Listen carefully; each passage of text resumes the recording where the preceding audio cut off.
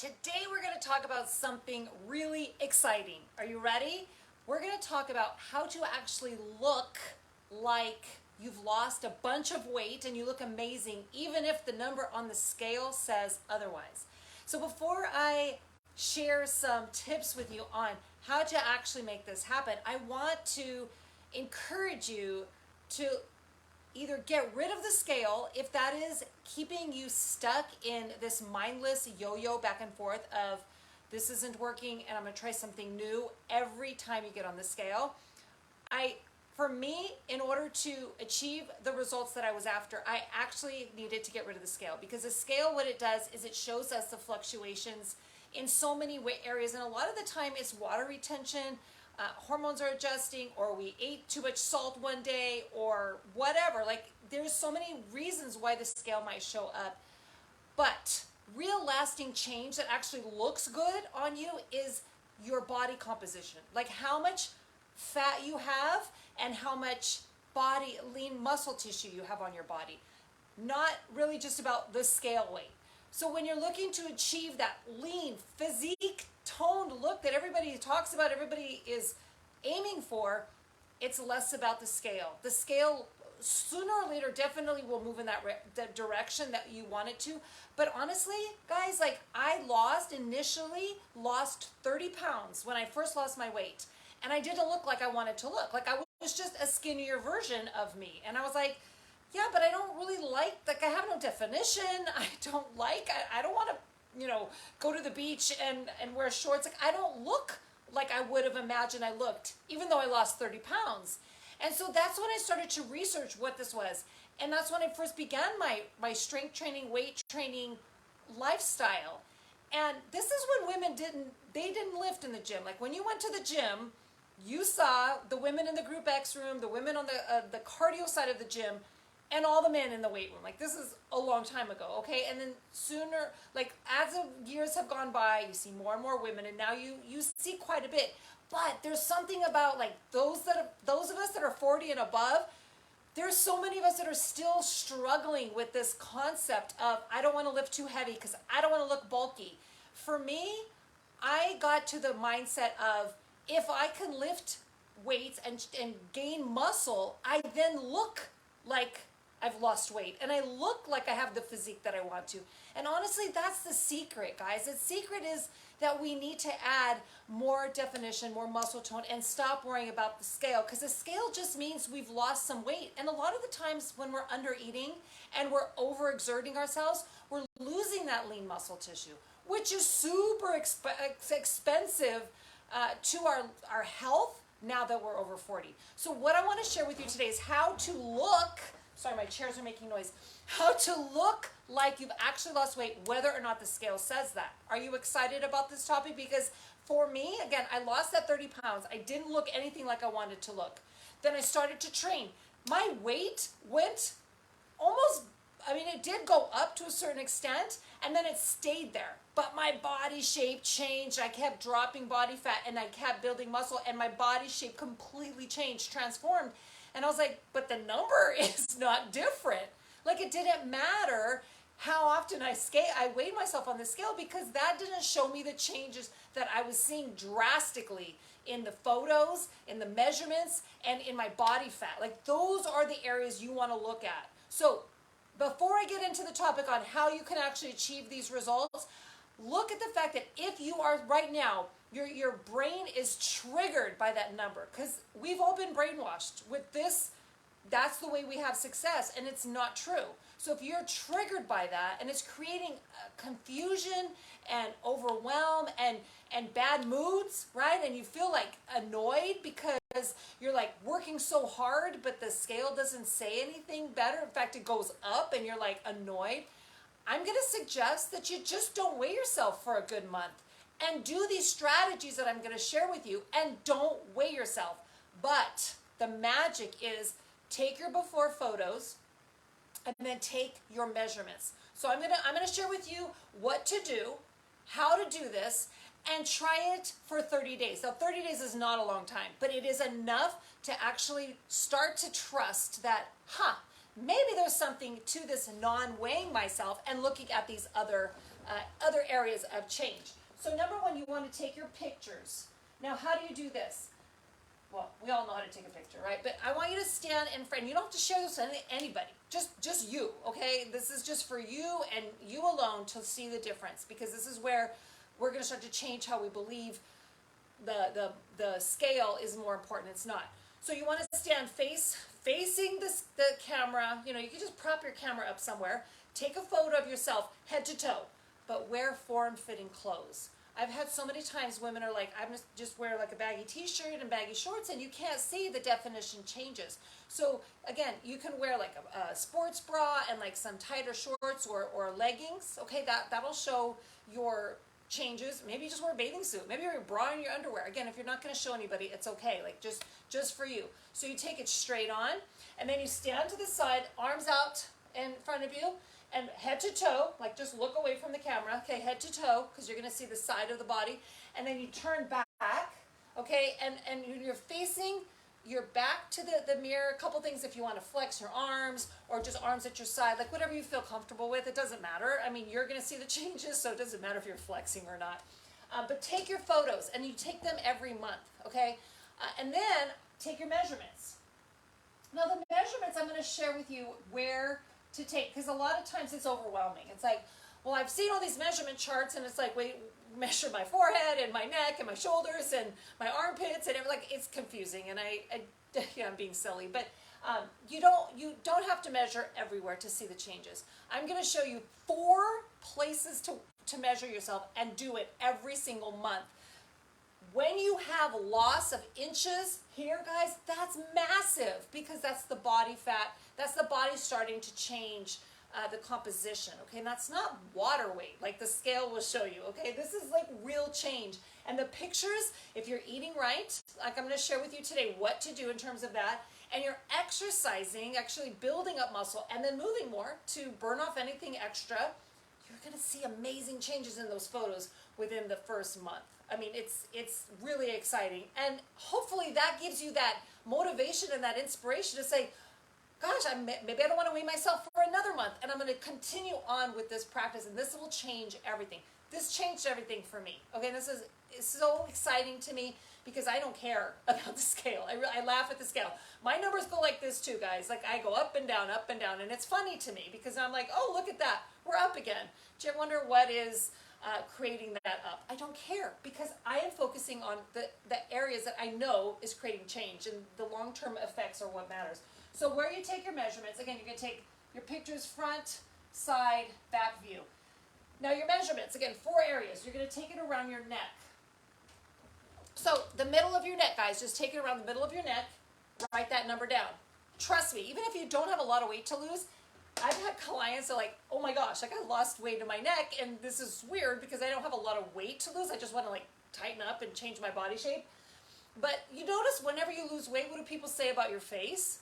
They say, hey, it looks like you lost weight. Your face looks leaner, right? So, I mean, that's close to your face, and that's where you're going to see the changes, okay? So the numbers here will change. Then you want to take it around your chest.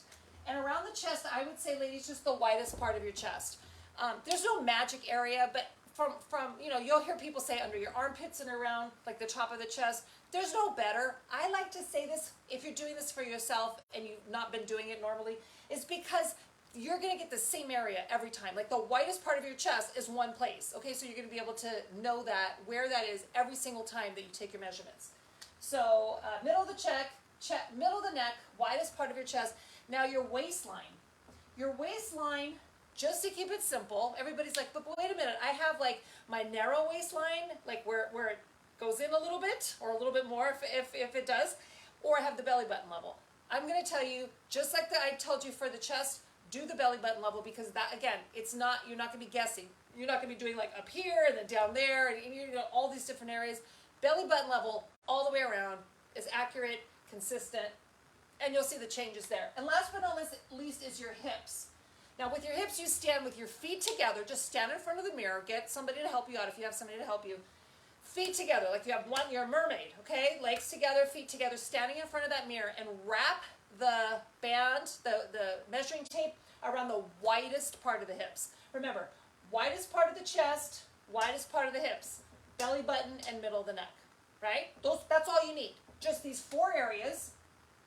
Every month, you take these and you note the changes. So you take your photos every month, you take your measurements every month. Now, what do you do to get this different? Because now that you're doing this is how you do it. Don't weigh yourself. Just stop with the scale. I know it's so hard, guys. I know it's tempting. Like, well, maybe I'll just get on the scale because I feel lighter today. Don't do it. You know what happens, right? And then all of a sudden the scale is either the same or up, and you're like, what? But I feel so much leaner. Like, what the heck? What's going on? I must be doing it wrong. And then you're off and running. Do not do it. I'm telling you, stay strong. And if you have to, get rid of it. Like, give it to your best friend, or give it away, donate it, or hide it, have somebody hide it from you and lock it away. I'm not kidding you. You're going to be tempted. If you're a compulsive weigher, you're going to be tempted. So get rid of it. All right. So what do we do now, Kathy? Okay. Now I know I'm going to measure myself. What do I do now? So the way to get the best results. The first step, these are the easiest ones. Get 10,000 steps or more every single day. Now, when I say every single day, I mean even on the days that you do your workouts, because I'm going to tell you the days to do your workouts. You still got to get your 10,000 steps, because, guys, that's when you're burning. You're constantly burning, because most of us, we're sitting on our butt a lot of the day, okay? Yeah, I mean, unless you're like a construction worker or you're somebody out there doing a lot of activity, you're sitting more than you're not. So getting those 10,000 steps is going to guarantee that you're moving more, and that's part of, the move more, right? So you're going to do that. You're going to add in at least 2 to 3 times a week of strength training. Now, let me tell you something about strength training. Find a program and follow a program. Do not randomly just go through YouTube and go, this one looks good, this is an upper body one, and then the next time I'm going to do lower body, and then I'm going to change the whole style. I'll do another workout or another person or another trainer or whatever. Like, stop doing that, because that is not helping your body change, and your body is not confused. So the whole muscle confusion BS is not true. Okay, your body knows what's happening. It's pretty darn smart, and it functions every day without us having to remember to breathe and tell our heart to beat and all the organs to run. Like, it's pretty darn smart, and it doesn't get confused. So don't believe that. What you need to do is follow a program, because progressive overload is the key to building muscle, to the physique, aka the physique that you want, the tight tone look, whatever triggers that thought for you. This is the way to do it, but you have to follow a program. So follow a program and don't change. Like, follow the program. I've had so many people go, but I get bored. Excuse me? If you're bored, you're not working hard enough, okay? So maybe you need to challenge yourself with the weights, or if it's not the weights that you're increasing on, like maybe you don't have enough weights or it's too much for you to go up, then slow the tempo down. Like, if you're doing a squat and you can't do more than what you're doing and you want to make it harder, then slow it down. Instead of 2 counts down and 2 counts up, maybe you go 4, 3, 2, 1, and you pause at the bottom, and you come up 4, 3, 2, 1, and you pause. Trust me. You even just listen to me say that, and you're like, oh, that would be a lot harder, right? So you can challenge yourself with the same routine in another way besides just the weight. Move with the tempo. Do less of your rest periods. Like, if your rest period, you're like ready to go, and you're like, I'm resting 2 minutes, and it's just okay, I'm like ready to go sooner, then do 90-second rest or 60-second rest, right? Depending on the amount of work that you're doing, the load, the muscle group that you're working, you'll know, your body's going to tell you, no, hold on, we need to rest a little bit more. But get your mind out of it. Like, don't be like, oh, I'm just going to sit here for a minute because I don't feel like doing it. Tell yourself, go.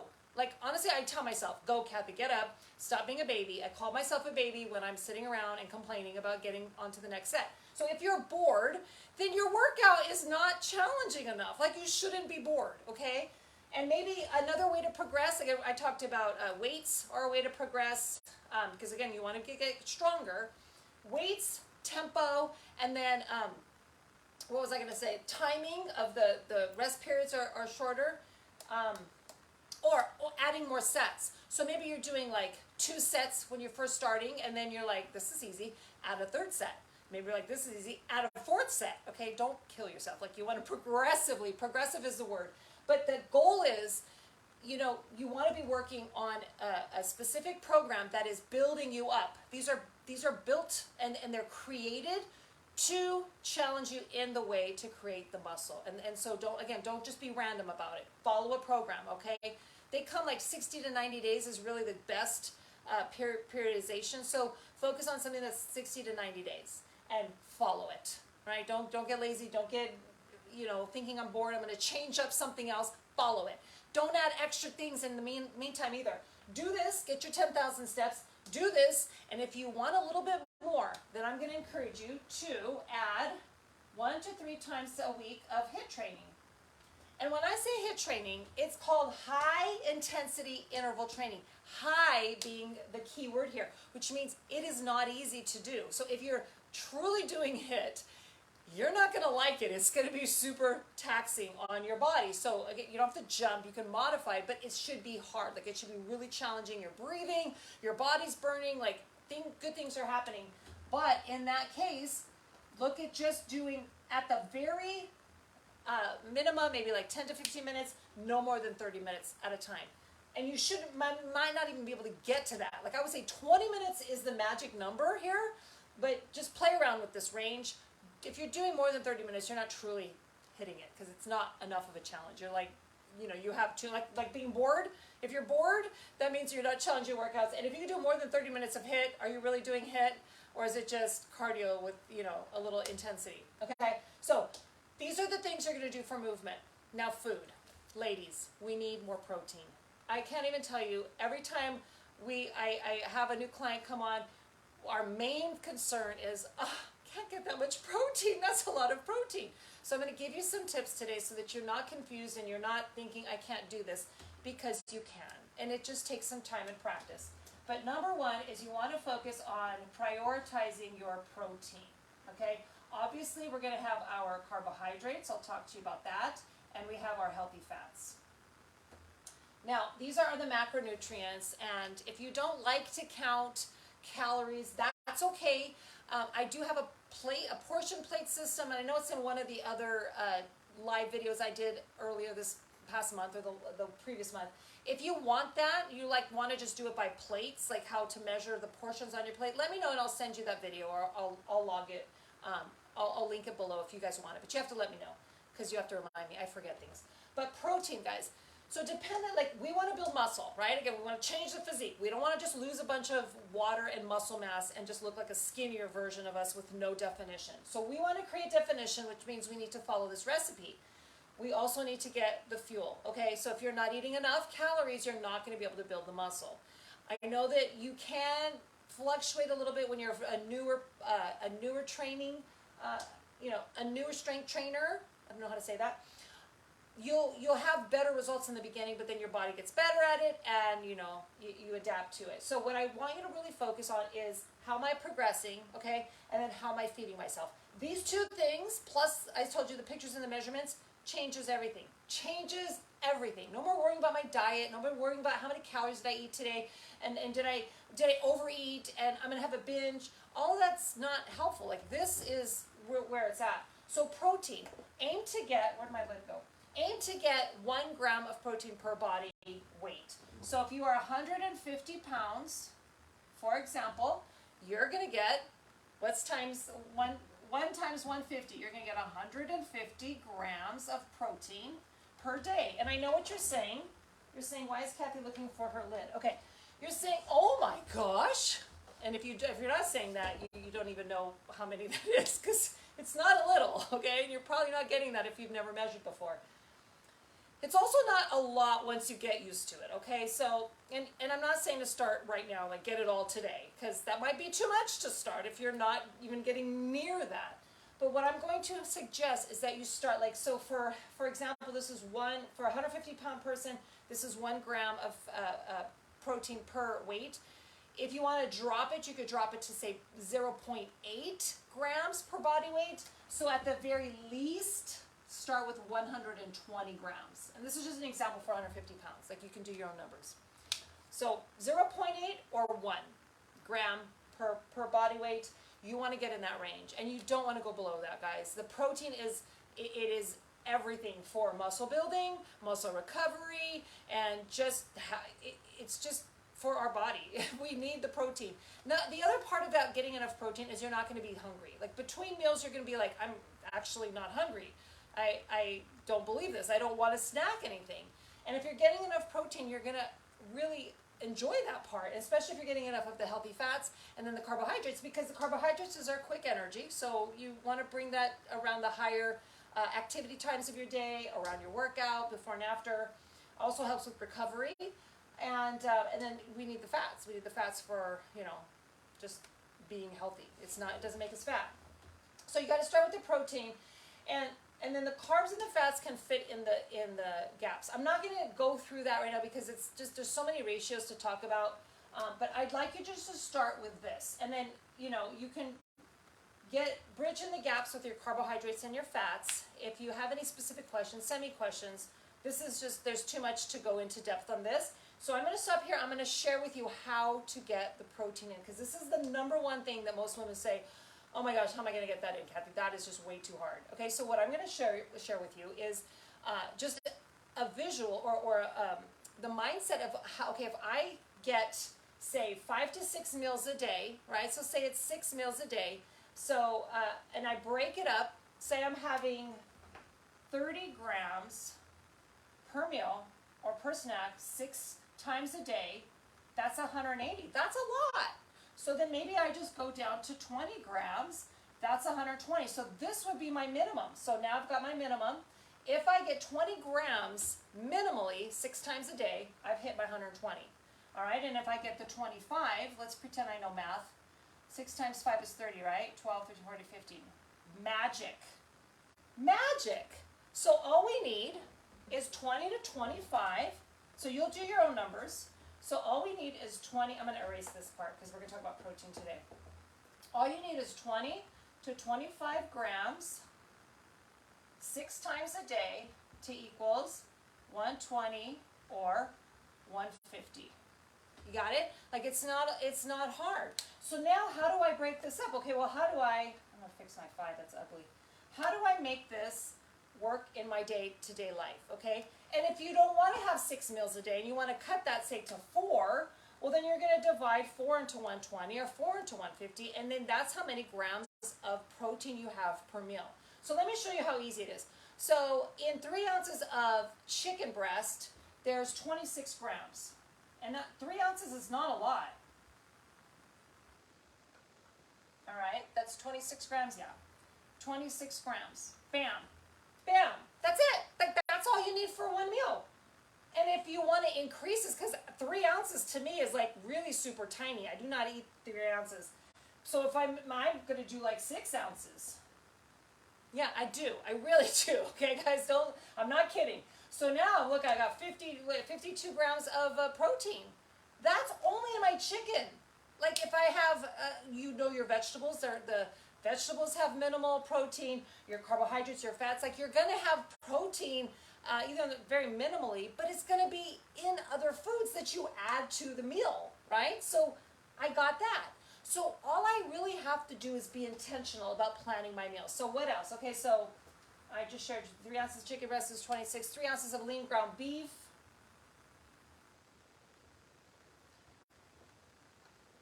I'm hungry now, I'm talking about food. Okay, 22 grams. And then 3 ounces of salmon is 21. Do you see this? It's not hard. Like this is 3 ounces. All you have to do is increase it to 4 to 5 or 6 ounces. And now your protein is like just growing, right? And that's so helpful. So if you're not already doing this, that's just making life so much harder. Okay, don't worry about saving calories. Increase your protein. Okay, that's what we need to do. And increase your vegetables. Those are 2 simple things to do because vegetables, they're healthy. They are a carb. I do want you to get a little bit more of your healthy carbs if you're not, just strictly staying off of that. That does help with our energy levels. If you don't get, say, like some kind of grains here and there, you might feel your energy just go, you're just going to feel lack of energy. So I would say to, not only just focus on your protein, but get some of the healthy carbs in there and your healthy fats, plus lots of veggies, okay?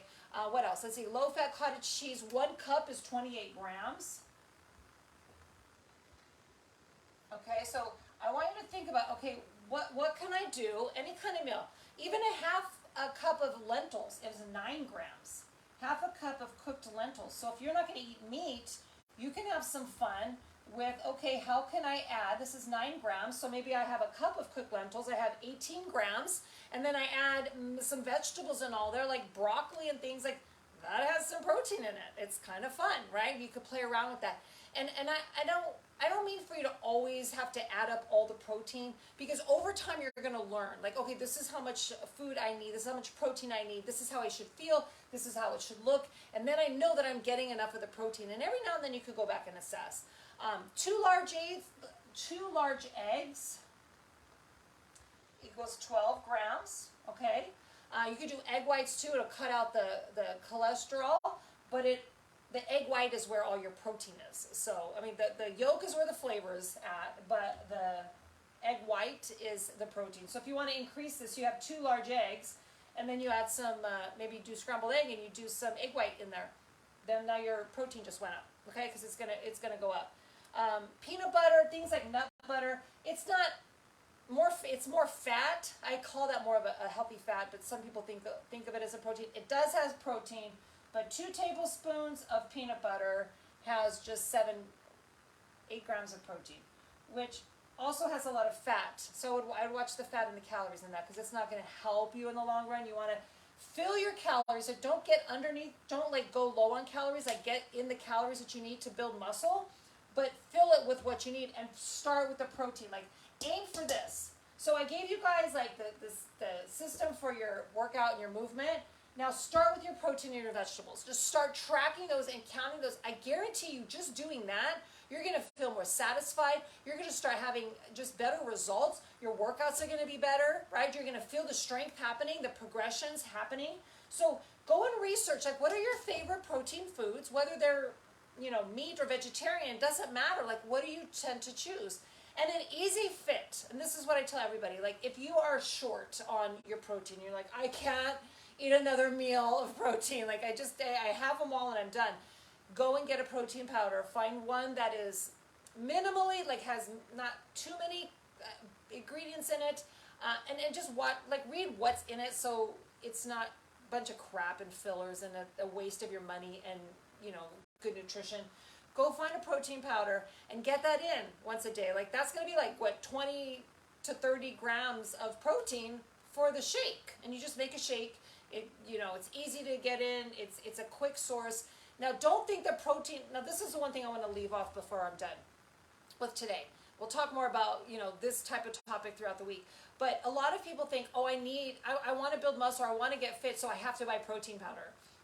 No, you really don't. You don't ever have to have protein powder. Protein powder is just a quick meal in a cup, okay? It's quick, it's easy to absorb, right? It's not like you have to chew a bunch of food or spend a lot of time eating. And that's why you see people, people that lived having it right after their workout, because that's that window of getting in the protein. It's simple to do. They don't have to go home and cook a meal or warm up a meal. You just get that protein shake if you're on the go and you're really, short on time. But you can also pre-prep your meals, have those ready to go. And it's not hard once you start to be intentional with it, once you start to figure out, okay, what do I need in terms of protein, and how many am I getting now, and how can I increase it with some fun ways of adding into my meals and increasing the numbers. So let me know below if you guys have any questions. Thanks so much for watching. I'm going to be talking a lot more about these type of tips this week, about helping your body shape change without worrying about that scale. So get rid of that scale. That's my big share for today. See you guys.